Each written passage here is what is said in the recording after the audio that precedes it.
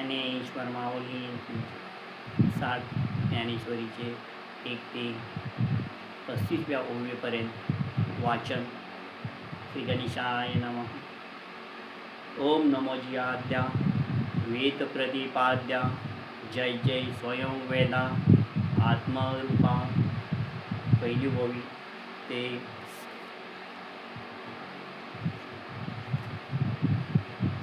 एक चातुर्य शहाणे झाले, प्रमेय रुची आले आणि सौभाग्य पोखले सुखाचे. 35 ओवीपर्यंत वाचन. श्री ज्ञानेश्वर महाराज म्हणतात की वेदांनी सुद्धा ज्याचे वर्णन केले आहे, जो वेदांनाही ज्ञान आणि आकार देणारा आहे, त्या मूळ ओंकार स्वरूप देवा तुला माझा नमस्कार असो. जे स्वतःला पूर्णपणे योग्य जाणू शकते अशा आत्मरूप चित्तत्वाचा जय जयकार असो. श्री निवृत्तीनाथांची सेवक ज्ञानदेव म्हणतात की देवा, सर्वांच्या बुद्धीला ज्ञानरूपी प्रकाश देणारा श्री गणेश तूच आहे. ही वेदाची गणेश मूर्ती अतिशय सुंदर आहे. वेदांचे तेजोमय शब्द ह्या मूर्तीचे शुभ्र तेज आहे. 3 ओवी. स्मृती ग्रंथ ह्या मूर्तीचे अवयव. स्मृती ग्रंथ हे या मूर्तीचे अवयव आहे. स्मृती अक्षरांच्या विविध अर्थांचा अंगरखा या मूर्तीने अंगावर परिधान केलेला आहे. विचार. त्या मूर्तीच्या अंगावरचे अलंकार म्हणजेच ती 18 पुराणे आहेत. या पुराणरूपी अलंकाराची रचना पद्धती ही एक ओवी कोंदणे आहेत आणि त्यातील सिद्धांत वचने हे जणू हिरे आहेत. 5. उत्तम प्रकारची पदरचना आहे. मूर्तीचे रंगविलेले शोभिवंत वस्त्र असून त्या रचनेमधील शब्दरचना अत्यंत मुलामदार आहे. 6. काव्य नाटके ही तुझ्या कमरेवरील मेखला आहे. त्यातील शब्दांचा अर्थ ध्वनी हाच जणू त्या मेखलेच्या घटांचा मंजूळ नादस्वर आहे. 7. या काव्य नाटकातील पदरचनेद्वारे जी सुंदर प्रमेय सांगितली आहेत ती द्रष्ट्यास मोह रत्नाप्रमाणेच भासतात. 8. व्यासादिक कवींच्या महाकाव्यामधले विचार आणि आगम्य कल्पना या जणू तुझ्या कमरेच्या या साखळीचे पदर आहेत. 9. 6 शास्त्रे ही या गणेशाच्या 6 भुजा. 6 शास्त्रे ही या गणेशाच्या 6 भुजा म्हणजे 6 हात आहेत. म्हणून त्या हाताखाली भिन्न भिन्न अभिप्राय देणारी शस्त्रे ही वेगवेगळी आहेत. 10. तर्कशास्त्ररूपी परशु, न्यायशास्त्ररूपी अंकुश, तर वेदशास्त्र हे मधुर आणि गोड अशा मोदक रूपाने याच्या हातात आहे. 11. तसेच त्याच्या एका हातातला खंडित दात हे वार्तिकांच्या स्वभावतः खंडित झालेल्या बौद्ध मताचे प्रतीक आहे. 12. त्यांच्या कल्याणकारी आणि वरदायक असा एक हात आहे, ज्यांच्यापासून धर्म आणि प्रतिष्ठा स्थापली जाते, जो सत्कारवाद म्हणजेच ब्रह्मविषयक वादाचे प्रतीक आहे. तो त्याचा हात हा अभयकर आहे. 13. महासुखाचा परमानंद आणि निर्मळ विचार. महासुखाचा परमानंद आणि निर्मळ विचार हीच या गणेशाची सरळ सोंड आहे.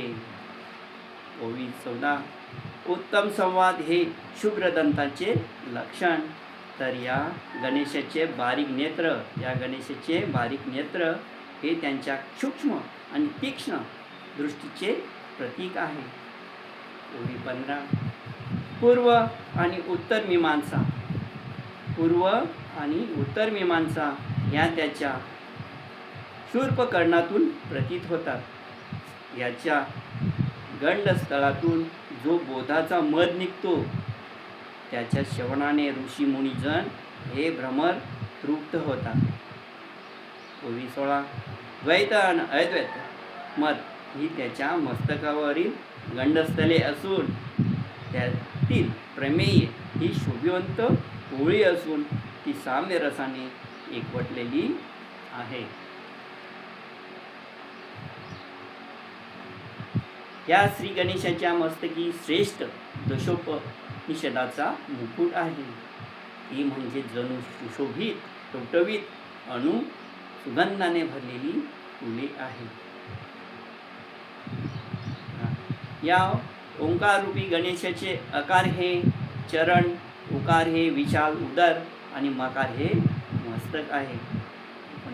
या तिन्हीने जो एकवटलेला आहे, जो वेद मंत्रांनाही वंदनीय आहे, अशा त्या ओंकार रूपी शब्द बीज रूपी आदी श्री गणेशास मी सद्गुरूंच्या कृपेने वंदन करतो.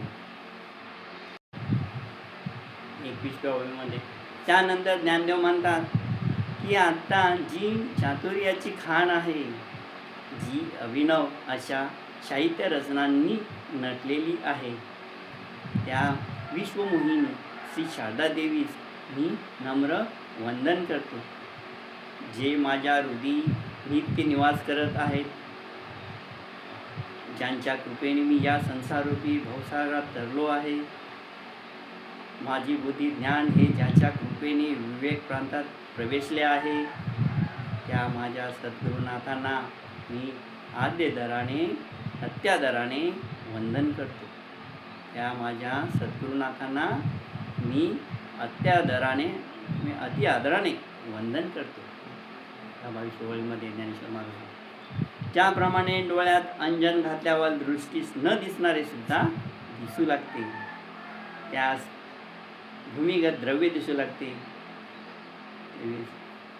किंवा सकल मनोरथ पूर्ण करणारा चिंतामणी लाभल्यावर जी अवस्था होते, तसाच श्री निवृत्तीनाथांच्या कृपेने मी देखील पूर्ण काम, पूर्ण संतुष्ट तृप्त झालो आहे, असे ज्ञानदेव मोठ्या कृतज्ञतेने म्हणतात. या 24व्या ओळीमध्ये ते सांगतात, ज्याप्रमाणे झाडाच्या मुळाला घातलेले पाणी झाडांच्या शाखा, पाने, फुले यांच्यापर्यंत जाते व ती टवटवीत होतात, तसा जो सद्गुरूंची सेवा करतो त्याला त्या सेवेचे फळित म्हणून ती सर्व सुखे प्राप्त होतात, त्याचे हेतू पूर्ण होतात. या 25व्या ओळीमध्ये किंवा केवळ एका समुद्र स्नानाने हे सर्व तीर्थ स्नानाचे पुण्य मिळते. एका अमृत रसाच्या प्राशनाने सर्व रस प्यायल्याचा आनंद मिळतो. या 26व्या ओळीमध्ये तो आणि तसा सर्व लाभ हा श्री सद्गुरूंच्या सेवेने लाभतो, असे ज्ञानेश्वर महाराज म्हणतात. मिळतो म्हणून मी माझे सद्गुरू निवृत्तीनाथ, ज्ञानेश्वर महाराज म्हणतात, मिळतो म्हणून माझे सद्गुरू श्री निवृत्तीनाथ यांना त्यांचा दास होऊन वारंवार वंदन करतो. या 27व्या ओळीमध्ये ज्ञानेश्वर महाराज म्हणतात. पुढे म्हणतात 28व्या ओळीमध्ये, श्रोते हो, सर्व कौतुके उत्पन्न करणारी विवेकरूपी वृक्षांनी बहरलेली बागेसारख्याच एक अभिनव अशा कथेच्या श्रवणास आता आपण सादर व्हा. या 28व्या ओळीमध्ये म्हणतात. पुढे 29व्या ओळीमध्ये ज्ञानेश्वर म्हणतात, ही कथा सुखदायक आहे, ही कथा सुखदायक आहे, तशी ती नवरसांनी भरलेली आणि अर्थांनी बहरलेली आहे. ही कथा म्हणजे मोक्षाचे स्थान आहे. ज्ञानेश्वर महाराज म्हणतात, ही कथा म्हणजे मोक्षाचे स्थान आहे. ती सकळ विद्या आणि कलांचे माहेरघर आहे. अनेक शास्त्रे तिच्या आश्रयास आली. सकल विद्या आणि कलांचे माहेरघर आहे. अनेक शास्त्र तिच्या आश्रयास आली आहे. ही कथा सर्व धर्माची माहेर जशी आहे तशीच ती कथा म्हणजे सरस्वतीच्या लावण्य रूपाची एक अक्षय ठेवच आहे जणू. पुढे 32व्या मध्ये म्हणतात, महर्षी व्यासांच्या बुद्धी कौशल्याने या कथेच्या रूपाने जणू ती सरस्वती देवताच प्रकट झाली आहे. या 32व्या मध्ये म्हणतात. आणि 33व्या मध्ये ज्ञानेश्वर महाराज म्हणतात, त्याचमुळे ही कथा सर्व काव्यामधली श्रेष्ठ असून सर्व काव्यामधील कथा ही श्रेष्ठ असून वर्णनाने या ग्रंथास महत्त्वाचे स्थान प्राप्त झाले आहे. या ग्रंथात शृंगाराधिक नवरसांचा एक वेगळाच साज आला आहे. हे 33व्या म्हणतात. आणि 34व्या मध्ये ज्ञानेश्वर म्हणतात, आणखी एक खास गोष्ट म्हणजे या कथेपासून शब्दरूपी लक्ष्मी शास्त्रीयपणा आला असून तिच्यातील आत्मबोधास दुप्पट कोमलपणा आलेला आहे. आणि 35व्या ओळीमध्ये म्हणतात ज्ञानेश्वर, एथ चातुर्य शहाणे झाले, तीथ चातुर्य शहाणे झाले, प्रमेय रुचीस आले आणि सौभाग्य पोखले सुखाचे थो. या कथेपासून चातुर्य हे शहाणे झाले आहे. या कथेपासून चातुर्य शहाणे झाले आहे. तत्वार्थाला रुची आली आहे आणि सुख सौभाग्य हे वाढीस लागले आहे. हे 1 ते 35व्या ओळीमध्ये ज्ञानेश्वरी यामध्ये ज्ञानेश्वर महाराजांनी सांगितलेले ज्ञानेश्वरीमध्ये अध्याय पहिला याच्यामध्ये अर्जुन विषाद योग ह्यामध्ये पहिल्या अध्यायातील 1 ते 35 ओळीचे वाचन आपल्यासमोर ठेवलेले आहे.